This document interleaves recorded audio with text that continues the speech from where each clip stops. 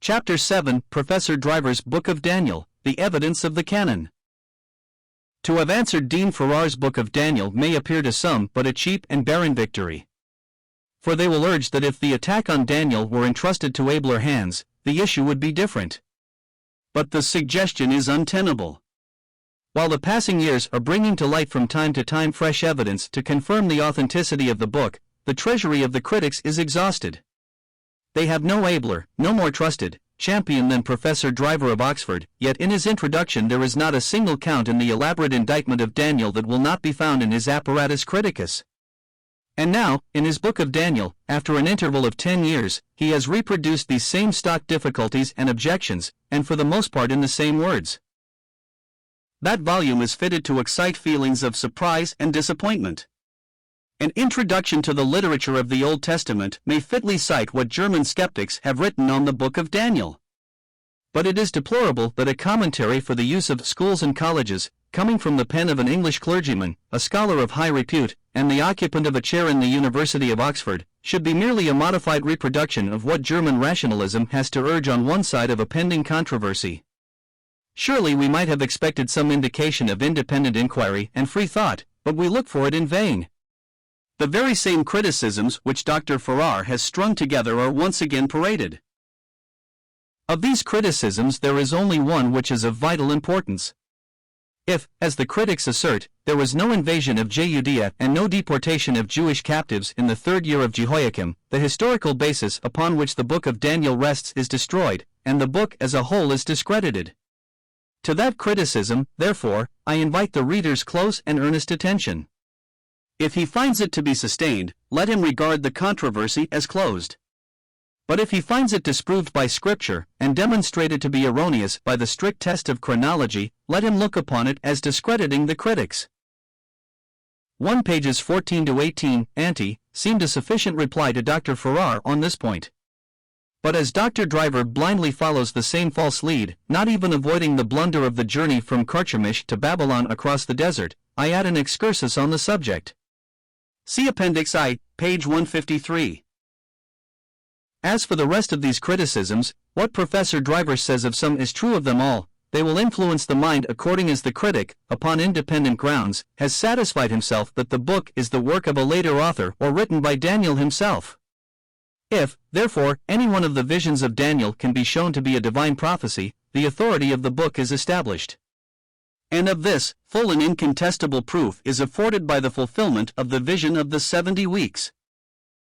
The course of study which led me to these results was begun a quarter of a century ago under pressure of doubts whether the Bible could withstand the attacks of the skeptical movement known as the higher criticism.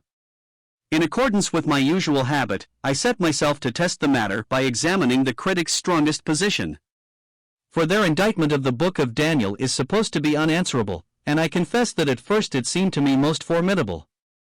But no one who has much experience of judicial inquiries is ever surprised to find that a case which seems convincing when presented ex parte, breaks down under cross-examination, or is shattered by opposing evidence. And this is emphatically true of the skeptical attack on Daniel. And let it not be forgotten that the present inquiry is altogether judicial. The question involved is precisely similar in character to issues such as are daily decided in our courts of justice, and one of HM judges with a good special jury would be a fitter tribunal to deal with it than any company of philologists, however eminent. Due weight would of course be given to the evidence of such men as experts. But the dictum, so familiar to the lawyer, would not be forgotten, that the testimony which least deserves credit is that of skilled witnesses, for the judgment of such men becomes warped by their habit of regarding a subject from one point of view only. The critics maintain that the definiteness of the predictions of Daniel is due to the fact that the book was written after the events referred to, and further, that its visions cease with the reign of Antiochus Epiphanes. The main issues of fact, therefore, to be decided at such a trial would be these: 1. Was the Book of Daniel in existence in pre-Maccabean days? And 2. Was any one of its visions fulfilled in later times? And if either of these issues should be found against the critics, their whole case would be shattered. The discovery of Neptune was due to the fact that astronomers found reason to assume the existence of such a planet. And if the Book of Daniel had been lost, true criticism would assume the presence of a Daniel at the court of Babylon. For otherwise the story of the exile and return of the Jews would be intelligible only on the assumption of miracles such as those which marked the Exodus.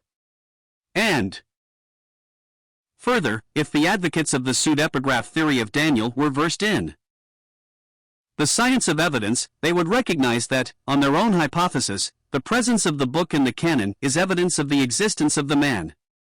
For the Sanhedrim would never have accepted it unless they had had knowledge of the historical facts on which it is based.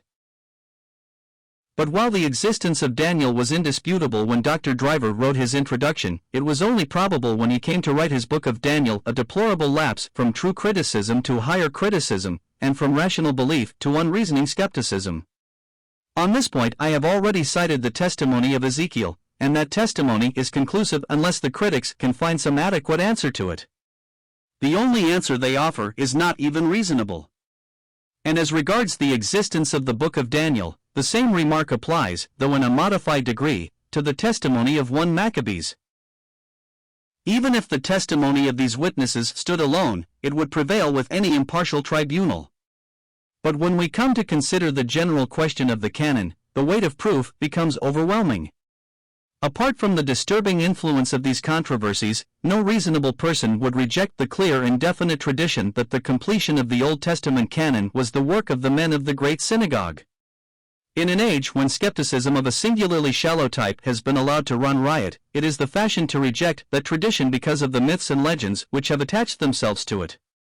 But a soberer scholarship would recognize, first, that this very element is a proof of its antiquity, and of the hold it gained upon the Jewish mind in early times, and secondly, that if historical facts are to be ignored on this ground, the whole volume of ancient history must shrink to very small proportions. But all that concerns me here is to establish that the canon was complete before the Maccabean epoch. And upon this point I might almost rest the case upon the evidence of a single witness. As mentioned in an earlier chapter, 1 Ecclesiasticus was written not later than about BC 200. The object of the book is thus explained by the grandson of the writer, who translated it into Greek not later than BC 132. My grandfather Jesus, seeing he had much given himself to the reading of the law, of the prophets and the other books of the fathers, and had gotten therein sufficient proficiency, was drawn himself to write something pertaining to learning and wisdom. Now it is acknowledged even by hostile critics that the words the law and the prophets and the other books, or as he calls them again, the rest of the books, refer to the sacred writings, and that they imply the existence at that time of a recognized canon.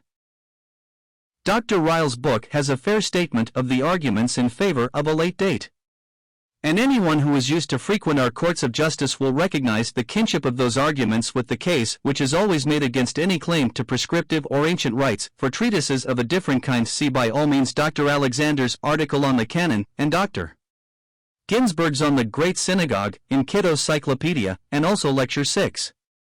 In Pusey's Daniel the Prophet. 1p. 52, ante. The evidence clearly points to an earlier date for both the book and the translation of it.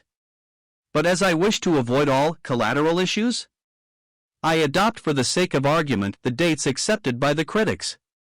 See, however, Dr. Ginsburg's article in Kitto's Cyclopedia, also Edersheim's Life and Times of the Messiah, Volume 1, pages 26 ff. I think it quite incredible, says Dr. Ryle, that the thrice repeated formula should have been an invention of the Greek translator, and not rather the description of the Hebrew scriptures commonly used among the Jews. The law, the prophets, and the writings, these same words stand upon the title page of the Jewish Bible of today, and no fair and competent tribunal would hesitate to find that that title has covered the same books for more than 23 centuries. Ben Sira was a poetical paraphraser of the Old Testament, and his book abounds in passages which are imitations of the canonical writers. And, as clear examples of such imitation can be found of all the canonical books, with the doubtful exception of the Book of Daniel, these books must, as a whole, have been familiar to Ben Sira, and must therefore be much anterior to him in date. These words are from Dr. Schechter's introduction, already quoted, and they are substantiated by a list of the passages referred to. That list includes 3 quotations from Daniel. These, however, are, of course, rejected by the critics.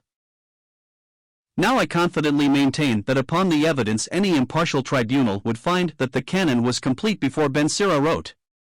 But assuming, for the sake of argument, that the inclusion of Daniel is doubtful, the matter stands thus: it is admitted, 1. That the canon was complete in the 2nd century BC, and 2. That no book was included which was not believed to have been in existence in the days of Nehemiah.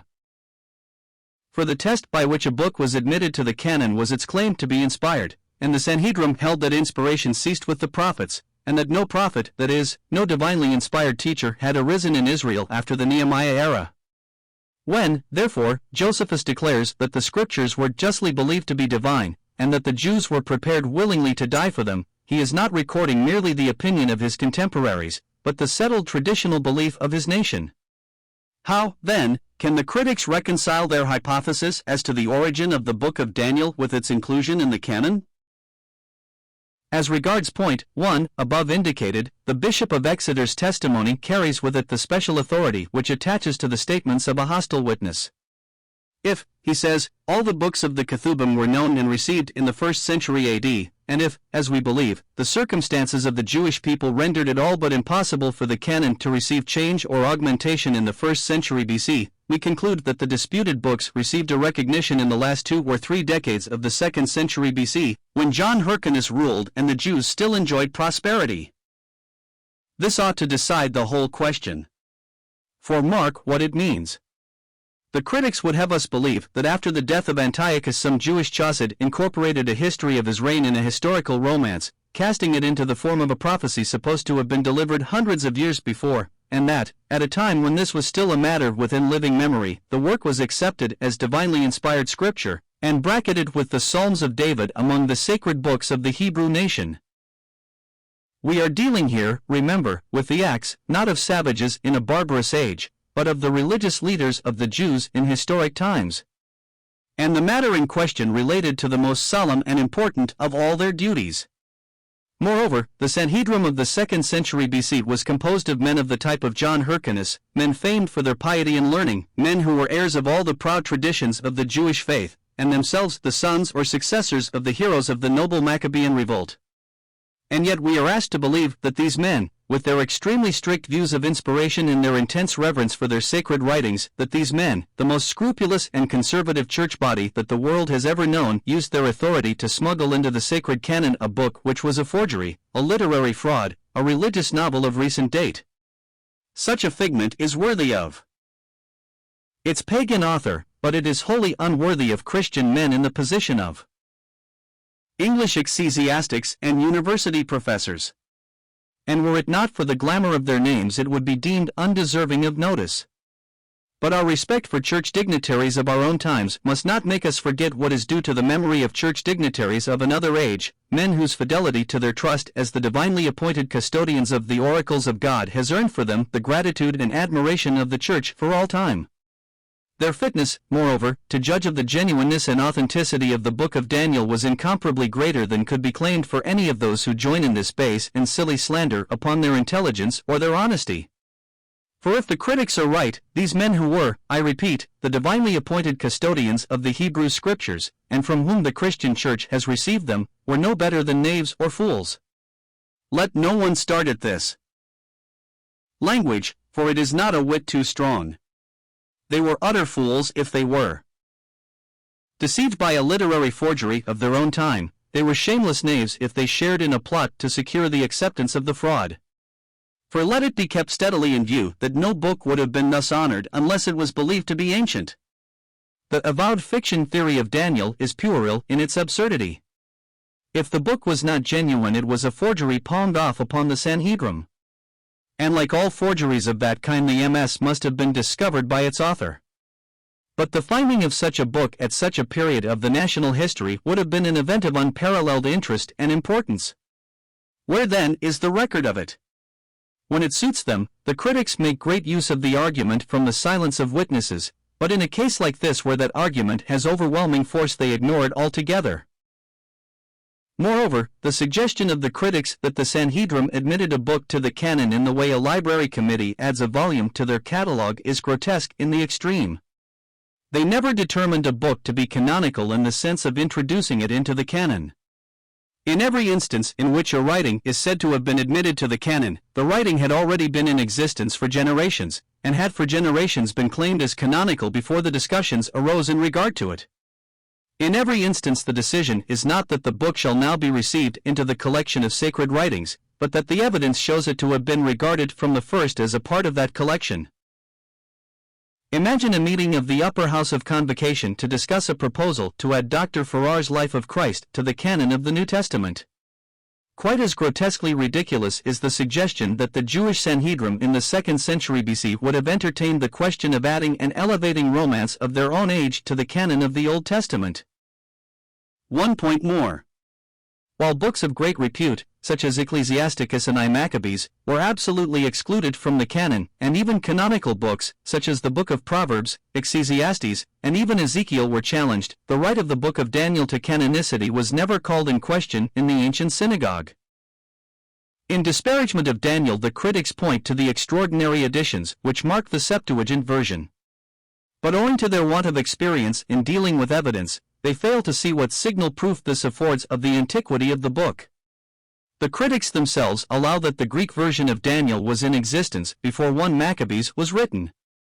According to their own case, therefore, the interval between the appearance of the book and its translation into Greek must have been within the memory of the older members of the Sanhedrim. And yet they ask us to believe that though during that interval it was under consideration for admission to the canon, it was guarded so carelessly that these additions and corruptions were allowed. The Septuagint version is evidence that Daniel was a pre-Maccabean work. The corruptions of the text which mark that version are evidence that it was in existence long before the Maccabean era. The presumption is strong that the LXX version was in existence at the date to which the critics assign the book itself. But here, as on every other point, I am arguing the question on bases accepted by the critics themselves. In view of all this, it is not surprising that even a writer so cautious and so fair as Canon Girdlestone should assert that there is not an atom of ground for the supposition that any of the books or parts of books which constitute our Old Testament were the work of men of that age. Of one thing, he adds, we may be quite certain: nothing would be introduced into the sacred library which was not believed to be prophetic, and therefore in some sense divine, and though there were occasionally men after Nehemiah's time who had semi-prophetic gifts, the Jews do not acknowledge them as prophets. We look in vain down the remains and traditions of Hebrew history between the age of Nehemiah and the Christian era for the appearance of any men who would venture to add to or take from the sacred library or canon which existed in Nehemiah's days. I therefore claim a decision in favor of the Book of Daniel. I now proceed to state the grounds upon which, with equal confidence, I claim a verdict also on the second.